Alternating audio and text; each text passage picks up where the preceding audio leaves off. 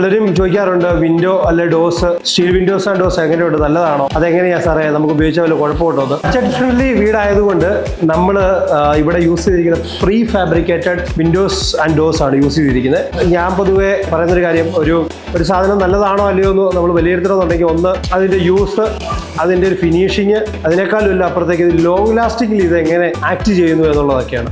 തടി കൊണ്ടുള്ള വിൻഡോസും ഡോസും ഒക്കെ നമ്മൾ നൂറ്റാണ്ടുകളായിട്ട് യൂസ് ചെയ്തേക്കുന്ന പാരമ്പര്യം നമുക്കുണ്ട്. ഇതൊക്കെ റീസെൻ്റ്ലി വന്നിരിക്കുന്ന പ്രൊഡക്റ്റാണ്. ഇപ്പോഴുള്ള ഇതിൻ്റെ ബിഹേവിയർ അല്ലെങ്കിൽ ഇത് ആക്ട് ചെയ്ത് വളരെ നല്ലതാണ്.